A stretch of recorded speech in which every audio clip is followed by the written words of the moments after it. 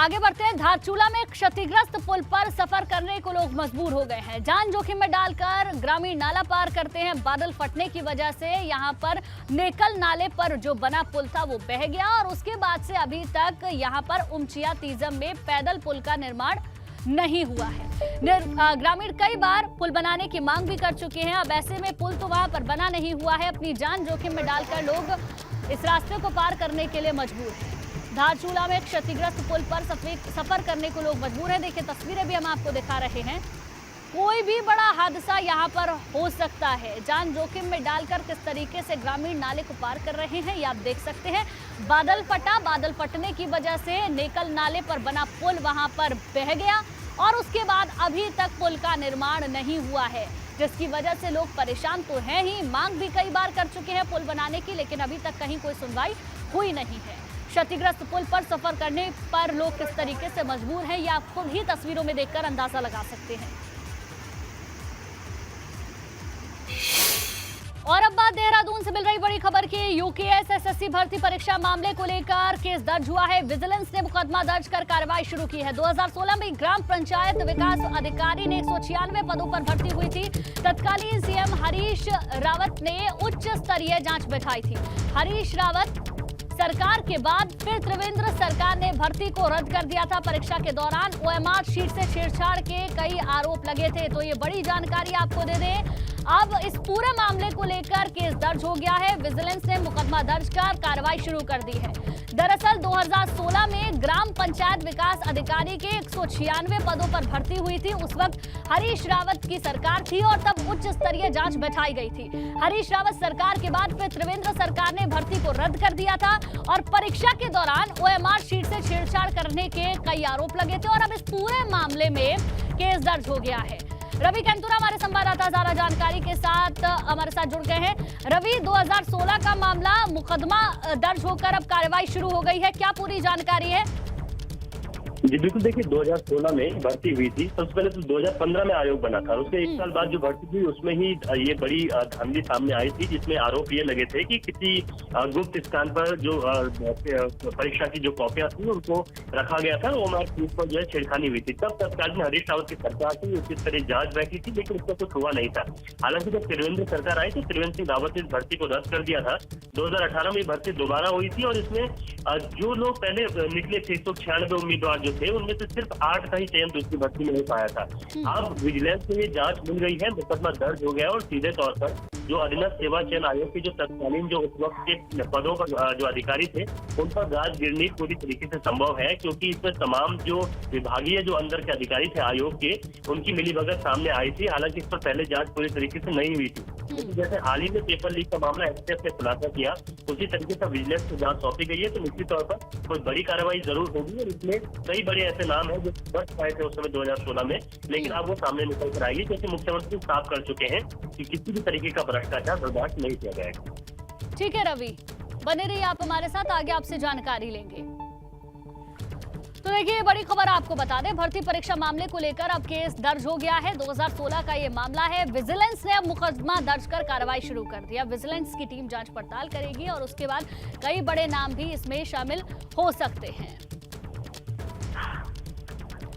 तो एक ये बड़ी खबर भी हम आपको बता दें, उत्तराखंड अधीनस्थ सेवा चयन आयोग पेपर लीक मामले में जल्द ही और बड़े खुलासे हो सकते हैं। कई बड़े नाम भी भर्ती घोटाले में सामने आ सकते हैं। एसटीएफ को 2 आरोपियों की रिमांड मिली है। आरोपी आउटसोर्स कंपनी प्रोग्रामर और पीआरडी जवान की पुलिस कस्टडी रिमांड मिली है। रिमांड पर आरोपियों से एसपीएफ पूछताछ करेगी और कई राज खुल सकते हैं। तो ये बड़ी जानकारी आपको दे दें, उत्तराखंड अधीनस्थ सेवा चयन आयोग पेपर लीक के मामले में अब बड़ा खुलासा हो सकता है। कई बड़े नाम भर्ती घोटाले में सामने आ सकते हैं। रवि कैंतुरा लगातार हमारे साथ बने हुए हैं। रवि, क्योंकि अब इस पूरे मामले की अलग तरीके से जांच होगी और जांच होगी तो बहुत उम्मीद है कि कोई बड़ा खुलासा हो और बड़े नाम भी इसमें सामने आ सकते हैं। जी बिल्कुल, देखिए जो 2 लोग हैं जो 6 आरोपी इसमें गिरफ्तार हुए थे, लेकिन जिन 2 लोगों की डिमांड मिली है, ये आरोपी बहुत मुख्य आरोपी इस मामले में जोड़े गए हैं, क्योंकि एक प्रोग्रामर है जिस आउटसोर्स कंपनी को ये जिम्मा दिया गया था पेपरों की जो प्रिंटिंग का, उसमें ये प्रोग्रामर था और ये आरोप है कि इन्हीं के द्वारा जो वहाँ से जो क्वेश्चन थे वो चुराए गए थे। उसका जो पीआरडी जवान था जो कि आयोग में खुद तैनात था, हालांकि 2018 में उसे निकाल दिया गया था, मनोज जोशी, इसकी भी कस्टडी रिमांड अब मिली है। तो एसटीएफ इन 2 लोगों से अब रिमांड पर लेकर पूछताछ करेगी। अगर इन 2 लोगों का सहयोग मिलता है, जो दोनों आरोपियों का, तो निश्चित तौर पर, क्योंकि इतना जरूर है कि जिस तरीके से एक प्रोग्रामर और एक पीआरडी जवान इतने बड़े मामले को अंजाम नहीं दे सकते हैं, इतना संदेह जरूर है कि कोई बड़े अधिकारियों की मिलीभगत इसमें है, और यही वजह है कि रिमांड पर लिया गया है। अब इन दोनों आरोपियों का कितना सहयोग एसटीएफ को मिलता है, क्या कुछ निकलकर इस पीसीआर में सामने आता है, ये देखने वाली बात होगी, क्योंकि प्रिंटिंग प्रेस भी पूरी तरीके से शक के दायरे में आ चुकी है, क्योंकि आयोग उत्तराखंड में है, देहरादून में है, और जो आउटसोर्स कंपनी है वो लखनऊ से प्रिंटिंग प्रेस करती है, वहाँ पेपर छपते हैं। तो बहुत ज्यादा जो धांधली और जो गड़बड़ी है वो सामने देखने को मिली है। तो बड़े अधिकारी जो है जो बच गए हैं अभी तक, उनसे जांच गिर सकती है। ठीक है रवि, बहुत बहुत शुक्रिया आपका पूरी जानकारी देने के लिए। चलिए आगे बढ़ते हैं रुद्रप्रयाग से खबर, जहां सिरोपगढ़ में बद्रीनाथ हाईवे खुला है। पहाड़ी से मलबा आने की वजह से हाईवे बंद हो गया था। रुद्रप्रयाग में देर रात से भारी बारिश जारी है। चारधाम यात्रियों के लिए भारी परेशानी हो रही है। प्रशासन ने बद्रीनाथ हाईवे को खोला है। तो ये बड़ी खबर रुद्रप्रयाग से आपको बता दें, जहां सिरोपगढ़ में बद्रीनाथ हाईवे को खोला है। लगातार बारिश होने की वजह से पहाड़ी से आया मलबा, और जिसकी वजह से हाईवे बंद हो गया, लेकिन अब इस रास्ते को खोल दिया गया है। लोगों को वहां परेशानी उठानी पड़ रही थी, क्योंकि चारधाम यात्रा के लिए बड़ी संख्या में लोग पहुंच रहे हैं, लेकिन रास्ता बंद होने की वजह से लोगों को दिक्कतों का सामना करना पड़ रहा था। 2 तस्वीरें इस वक्त हम आपको दिखा रहे हैं। पहाड़ी से मलबा आने से रास्ता बंद हुआ था, पहली तस्वीर में आप देखेंगे, और प्रशासन ने हाईवे को खोला है, जिसकी वजह से लोगों के लिए, जो चारधाम यात्री हैं खासतौर पर, उनके लिए बड़ी राहत है। तो पहाड़ी से भारी मलबा आने की वजह से हाईवे बंद हो गया था। लगातार तेज बारिश हो रही है रुद्रप्रयाग में, जिसकी वजह से समस्या वहां पर हो रही है, और अब प्रशासन ने रास्ते को खोल दिया है। रोहित हमारे संवाददाता ज़्यादा जानकारी के साथ जुड़ गए हैं। रोहित, बारिश लगातार होने की वजह से वहां पर परेशानी भी हो रही होगी, और सबसे बड़ी बात हाईवे ब्लॉक हो गया था, लेकिन हाईवे को अब खोल दिया गया है। क्या हालात वहां पर? देखिए, देर रात से गिरफ्तार जंगल की हम बात करेंगे तो यहाँ पे लगातार बारिश जारी है, जिस कारण जो बद्रीनाथ हाईवे है वो सिरोपगढ़ में बंद हो गया। देर रात से ही राजमार्ग बंद था। इसके बाद जो है सुबह 5 बजे जो है एनएच विभाग की मशीनें यहाँ पे राजमार्ग खोलने में जुटी, जब इसके बाद करीबन 2 से 3 घंटे के भीतर राजमार्ग खोल दिया गया है। पर लेकिन लगातार पहाड़ी से भूस्खलन जारी है और लगातार पत्थर भी गिरे थे। ऐसे में लोगों को आवागमन से लेकर जो मलबा हटाने में काफी दिक्कतें भी हो रही हैं। तो क्या अभी प्रशासन ने हाईवे को खुलवा दिया है, मलबे को हटा दिया गया है? जी, अभी प्रशासन के और जो एनएच विभाग है उसकी ओर से राजमार्ग खोल दिया गया है। आवागमन सुचारू हो चुका है, पर लेकिन हाल के जो पत्थर है अभी भी पहाड़ी से लगातार गिरने पर लगे हैं, जिसको देखते हुए सुरक्षित यात्रा सुरक्षित तौर पर यहाँ पे आवागमन करवाया जा रहा है। ठीक है रोहित, बहुत बहुत शुक्रिया जानकारी के लिए आपका। चलिए आगे बढ़ते हैं। अब बात अगली बड़ी खबर की। उत्तराखंड में आज बारिश का येलो अलर्ट जारी किया गया है। कई जिलों में भारी बारिश की संभावना जताई जा रही है मौसम विभाग ने, जिसके लिए येलो अलर्ट भी जारी किया है।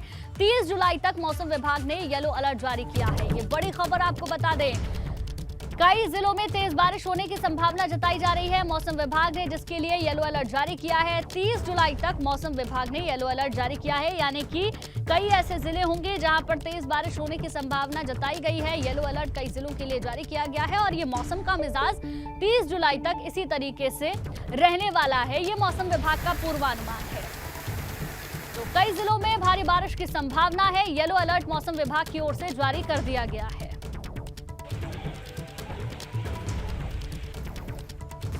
उत्तराखंड के पहाड़ी इलाकों में मानसून की बारिश आम लोगों के लिए मुश्किलें कम नहीं होने दे रही। रुद्रप्रयाग में केदारनाथ हाईवे कई जगह पर बाधित है, जिससे चारधाम यात्रियों को आवाजाही में परेशानी हो रही है। देखिए,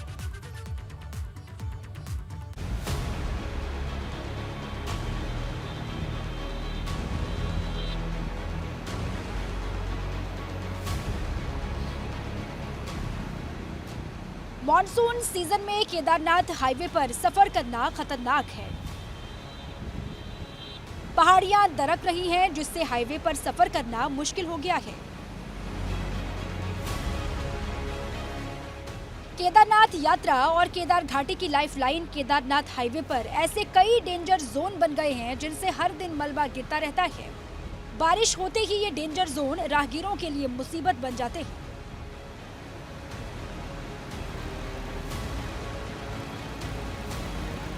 हम यहाँ से डेली सफ़र करते हैं। केदारनाथ सड़क है ये, और यहाँ पर जो पहाड़ी देख रहे हैं आप, क्योंकि यहाँ पे जो ऑल वेदर का काम चल रहा है, तो कंपनियों ने पहाड़ियाँ तो खोद दी हैं, तोड़ दी हैं, पूरी ढंग से पहाड़ी को तोड़ दिया गया है, लेकिन उन पहाड़ी को सुरक्षित नहीं किया गया है। जबकि इसके लिए जो बजट मिलता है पूरा क्लीनिंग करने के लिए पहाड़ी, लेकिन बरसात हो रही लगातार पत्थर गिरे। कई बार यहाँ पे दुर्घटनाएं भी हो चुकी हैं, लोग बाल बाल बच रहे हैं। यात्रा है, हज़ारों लोग यहाँ सफ़र करते हैं, लेकिन आप समझ सकते हैं न प्रशासन कार्रवाई कर रहा है और न कोई NH है या जो देखती है वो भी कुछ नहीं कर रही है। रुद्रप्रयाग जिला मुख्यालय से 5 किलोमीटर दूर केदारनाथ हाईवे पर पहाड़ी से बड़े बड़े बोल्डर गिर रहे हैं। ये बोल्डर इतने बड़े हैं कि अगर कोई इनकी चपेट में आ जाए तो जान बचाना मुश्किल हो। पिछले वर्षों की तुलना में इस बार जो है भूस्खलन अपेक्षाकृत कम हुआ है, और जो इस तरह के स्पॉट आइडेंटिफाई हैं उनके ट्रीटमेंट के लिए प्रस्ताव जो है राष्ट्रीय राजमार्ग अथॉरिटी के द्वारा तैयार किए गए हैं। भटवाड़ी सेण में पहाड़ी से लगातार बोल्डर गिर रहे हैं। लगातार हो रहे भूस्खलन की वजह से खतरा बना हुआ है। जब हालात ऐसे होंगे तो फिर कोई ऐसी जगह से सफर करने का जोखिम कैसे मोल लेगा। ABP गंगा के लिए रुद्रप्रयाग से रोहित डिमरी की रिपोर्ट।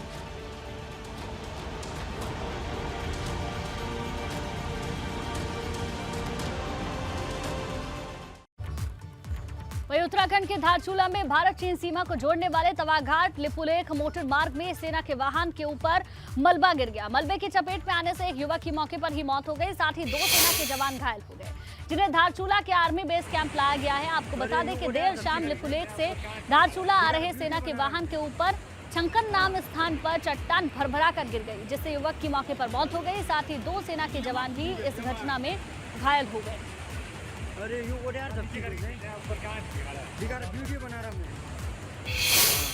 तो आज दरअसल धामी कैबिनेट की बैठक होने जा रही है। देहरादून में सीएम धामी की अध्यक्षता में होने वाली ये बैठक काफी अहम मानी जा रही है। आपको बता दें कि उत्तराखंड सचिवालय में करीब 1.5 महीने के बाद मुख्यमंत्री पुष्कर सिंह धामी मंत्रिमंडल की आज बैठक होगी। शाम 5 बजे इस बैठक की शुरुआत होगी। बैठक में कई महत्वपूर्ण निर्णय लिए जाएंगे। स्वास्थ्य, शहरी विकास, पर्यटन, उद्योग, राजस्व, खाद्य समेत कई विभागों से संबंधित विषयों पर फैसले लेने हैं। मंत्रिमंडल की बैठक में राज्य में नई शिक्षा नीति, मुख्यमंत्री किसान सम्मान निधि योजना और कई विभागों की नियमावली में संशोधन के प्रस्ताव पर भी चर्चा हो सकती है।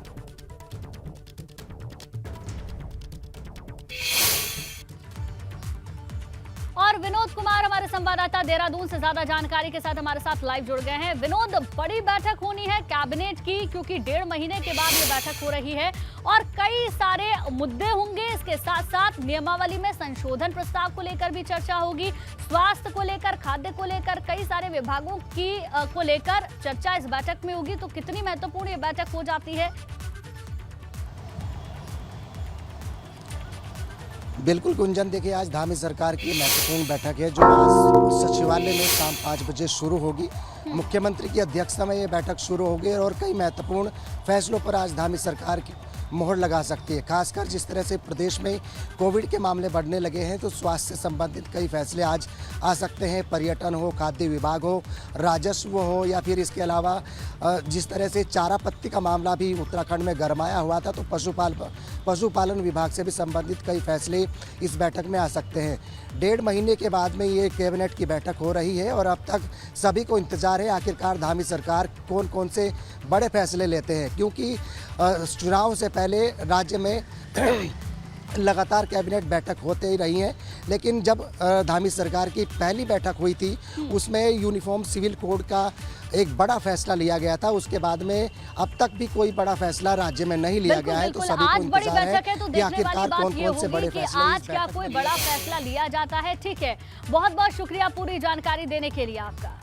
तो कई अहम प्रस्ताव होंगे जिस पर आज मोहर लग सकती है। धामी कैबिनेट की आज बड़ी बैठक होनी है और इसी बीच एक और बड़ी खबर हमें कोटद्वार से मिल रही है। कोटद्वार के बीरूखाल ब्लॉक के मिठाना घाट बाजार में गुलदार के आतंक का वीडियो सामने आया है।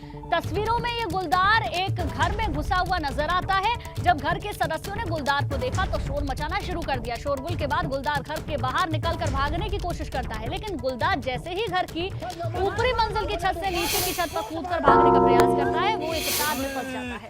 यह पूरा वाकया स्थानीय लोगों ने अपने कैमरे में शूट कर लिया। तार में फंसने के बाद गुलदार बमुश्किल तारों से निकलता है और जमीन पर गिर जाता है।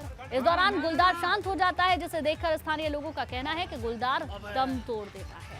देखिए, ये जो तस्वीरें हैं वो हम आपको दिखा रहे हैं। तेंदुए के आतंक से किस तरीके से लोगों में दहशत है, लेकिन जब तेंदुआ शांत होता है, तार में फंसता है, तो जब वो शांत होता है तो वहां के स्थानीय लोगों का ये कहना है कि गुलदार ने उस दौरान दम तोड़ दिया था।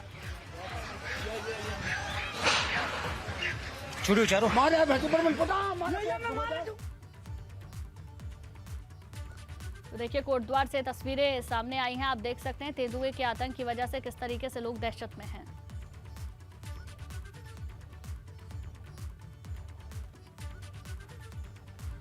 चलिए आगे बढ़ते हैं। देहरादून से बड़ी खबर, जहां उत्तराखंड में कोरोना ने एक बार फिर से रफ्तार पकड़ ली है। 24 घंटे के अंदर 282 नए मामले सामने आए हैं। प्रदेश में कोरोना मरीजों की संख्या बढ़कर 1180 हो चुकी है। राज्य में टेस्टिंग, वैक्सीनेशन और बूस्टर डोज पर अब फोकस किया जा रहा है। 24 घंटे के आंकड़ों पर अगर नजर डालें तो 282 कोरोना के नए मामले सामने आए हैं।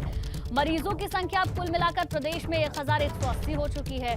टेस्टिंग, वैक्सीनेशन और बूस्टर डोज पर अब फोकस किया जा रहा है। ज्यादा से ज्यादा टेस्टिंग हो, जिनका वैक्सीनेशन नहीं हुआ है वैक्सीनेशन उनका हो, और जो दोनों डोज लगवा भी चुके हैं वो बूस्टर डोज लगवाएं, इस पर सरकार का फोकस है। तो उत्तराखंड में एक बार फिर से कोरोना ने रफ्तार पकड़ ली है। 24 घंटे के अंदर 282 नए मामले सामने आए हैं और कुल मिलाकर जो प्रदेश में एक्टिव केसेस हैं उनकी संख्या 1180 हो चुकी है। और चलिए इसी के साथ पहाड़ प्रभात में फिलहाल के लिए बस इतना ही।